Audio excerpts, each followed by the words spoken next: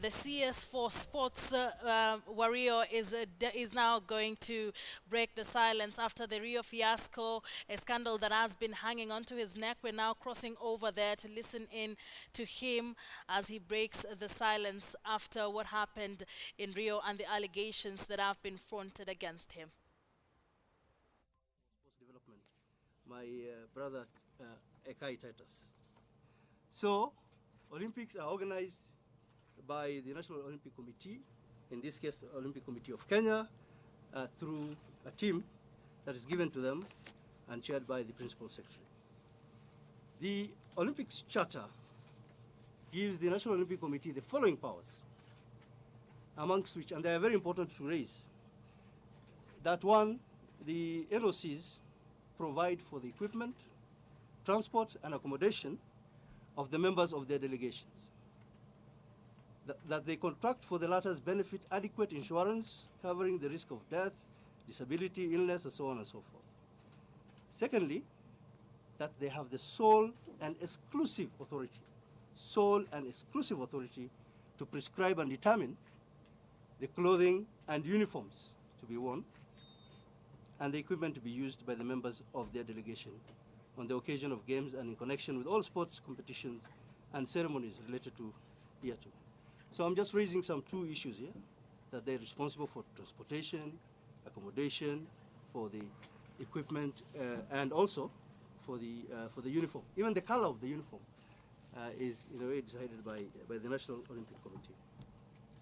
So that is important for Kenyans to know that NOCK almost has, this is their show. Number two, in today's papers, I think it was written I was grilled by the CID. It's not true. Let us be factual. Let us say things as they are. And I will mention in my statement that we're actually working very well with the CID, getting to the bottom of this matter. Thirdly, very erroneously put there by certain media, which I will not mention, but during the trials at Kipchoge Keino, His Excellency the President was there, the Deputy President, His Excellency the Deputy President was there, and the promise which was made to the team was that either His Excellency the President or His Excellency the Deputy President will come and visit them in Rio. And we were very, very lucky to receive His Excellency the Deputy President in Rio. The Kenyan Ambassador to Brazil and I were at the forefront of organizing for his itinerary, his program, which was very busy, but which was well executed. And the main aim of that visit was to boost the morale of the team so that we can get more glory as Kenyans. So we're very grateful, and we're very happy to receive His Excellency, the Deputy President of the Republic of Kenya in Rio. While we were in Rio, you may have heard the matters of sending back people. One, the matter of deporting Mr. Rotich, and who was alleged in a report to have, sought this bribe or whatever it is. I think that that will be a matter which will be looked into by other authorities. But it was a decision I made deliberately. When I went to the village and found that Mr. Rotich was there, I was completely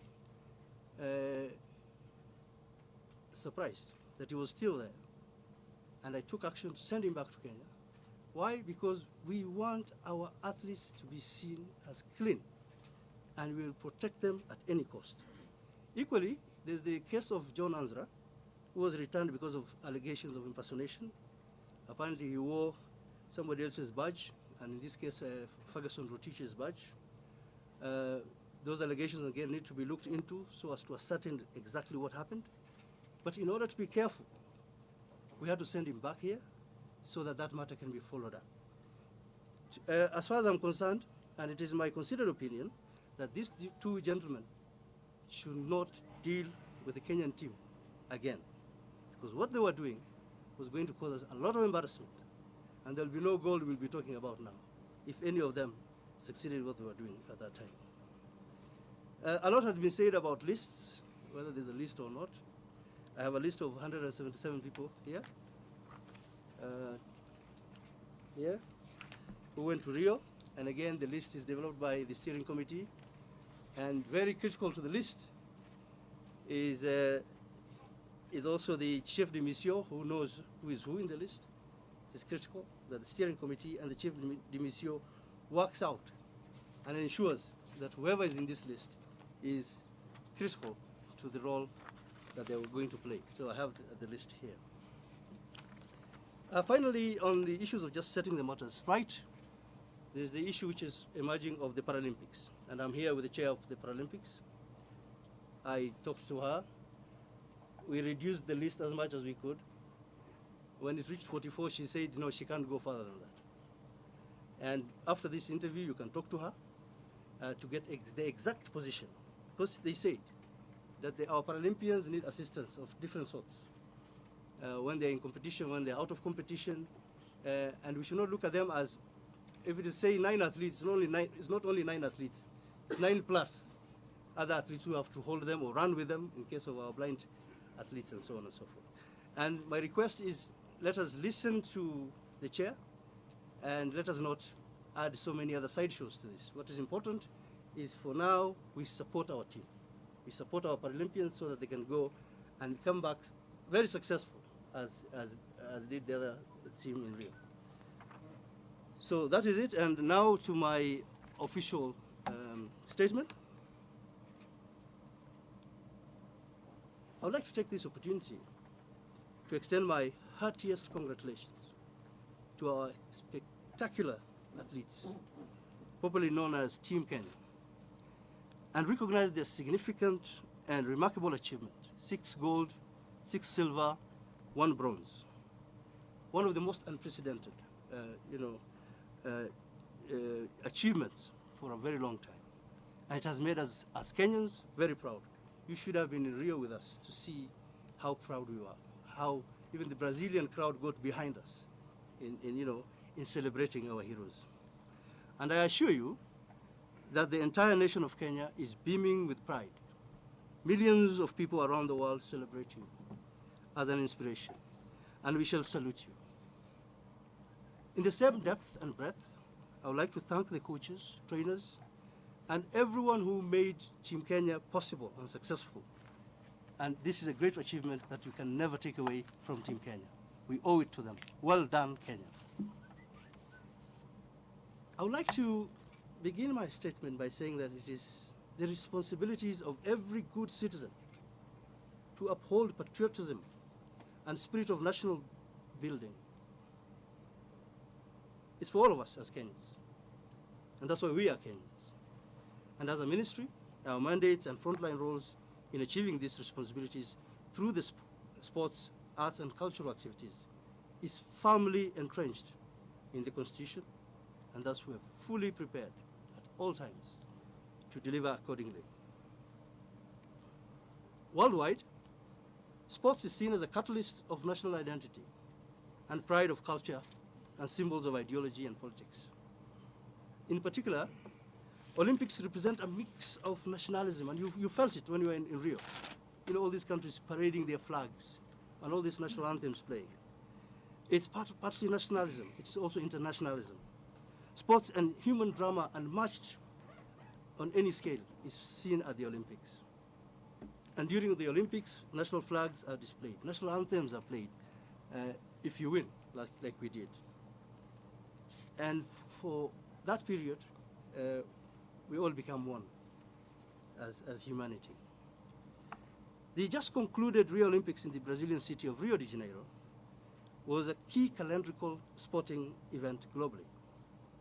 And despite Kenya being put under very heavy clouds of accusations and suspicions of doping allegations, the ministry, through the support of the presidency and so many of you who supported us, we put up a spirited fight that resulted in Kenya being conferred with World Anti-Doping Agency, WADA's compliance certificate. And as you have seen recently, I think even yesterday, there's some very powerful nations that never made it to Rio. So this achievement is monumental. The fact that we made it to Rio is monumental. The fact that our Paralympic team is going to Rio is monumental. It's monumental because we complied with WADA. We moved fast, we acted fast, we acted clever, and we made sure that Kenya is redeemed In Rio, one of the major spectacles in Rio is the statue of Christ. It's called Christ the Redeemer. And I think our ability to comply with WADA marks a major stride in redeeming the image of Kenya and Kenyan sports in the face of the world. To me, and to the government of Kenya in general, it was the redemption of the image of our great nation, which was at the heart of our participation in 2016 Olympics in Rio. And as our beloved President, His Excellency Uhuru Muigai Kenyatta said, and he put it very aptly, when he was giving the departing Kenyan team at State House, he was giving them the flag. It is more important that you compete as clean athletes and project the positive image of Kenya as a nation of true and honest champions. He says, we should rather return from Rio without any medal as long as we compete as clean athletes. Nevertheless, despite our collective efforts as a country to advance sporting activities, you are all aware of the troubles at Rio Olympics for our team, which was a sideshow, unnecessary sideshow, completely unnecessary sideshow that dampened the spirits and the pride of the people of Kenya. After all that redemption, after all that fight, you get unnecessary destruction, unnecessary sideshows. And this was their alleged mismanagement of the facilitation for athletes and the entire Kenya team, ranging from accommodation and travel mishaps, mishandling of accreditation of the list of participants, and the perennial problem of disappearing sports kids. And some of you may have attended some meetings, whether it was the Soya Awards, where I kept on telling the National Olympic Committee, the years of kids disappearing is gone. Make sure the kids are there.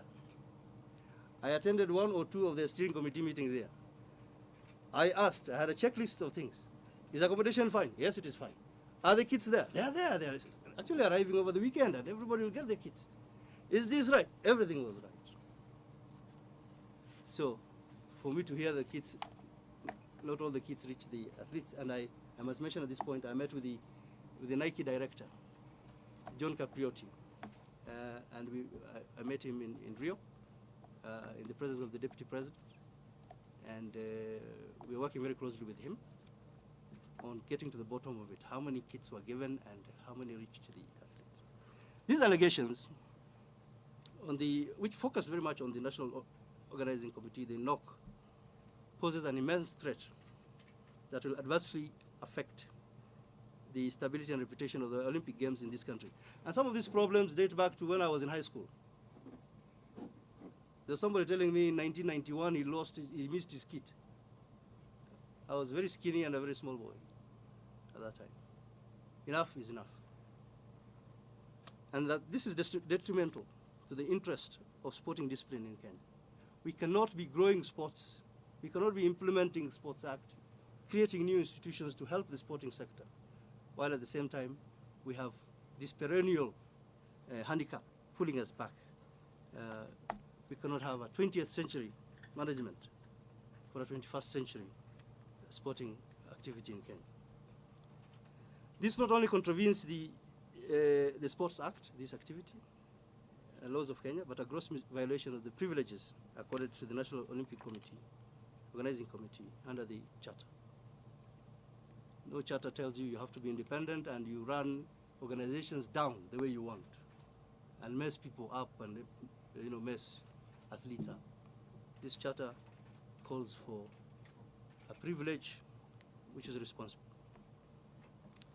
In the view of the above, citing powers conferred upon me by the Sports Act, number 25 of 2013, and considering overwhelming public interest and public national interest, I do hereby do the following.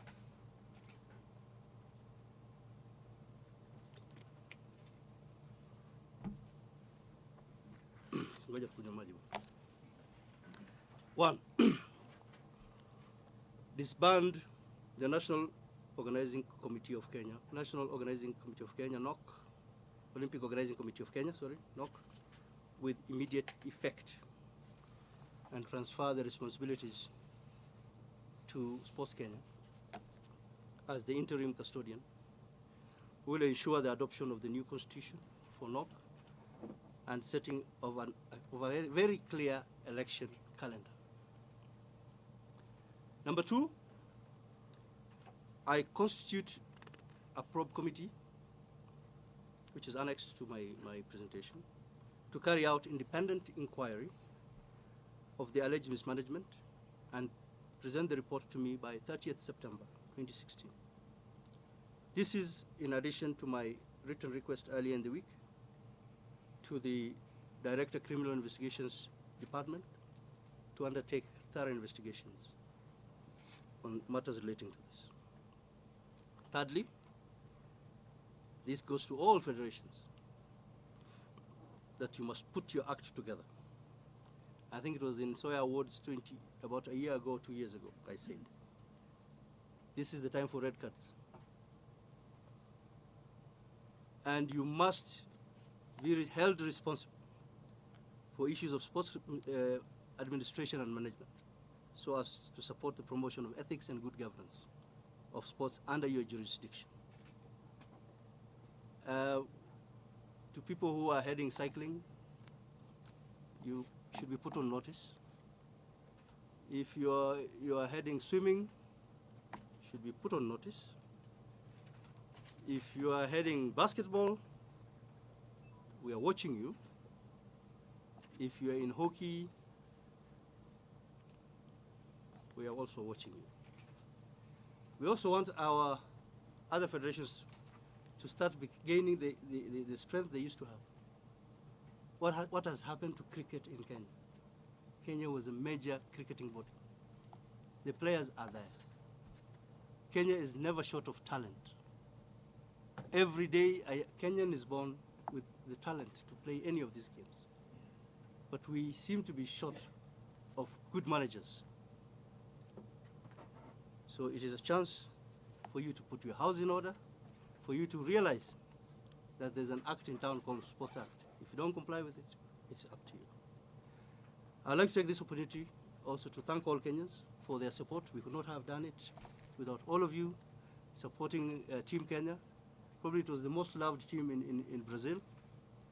And also I would like to ask you all to support our team, which is now going, the para team, which looks strong, and wish you all the best, which is going to Rio very soon. I think you have to go today, but we'll go tomorrow.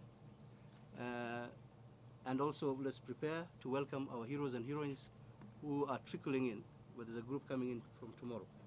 Thank you very much, and God bless you. Thank you.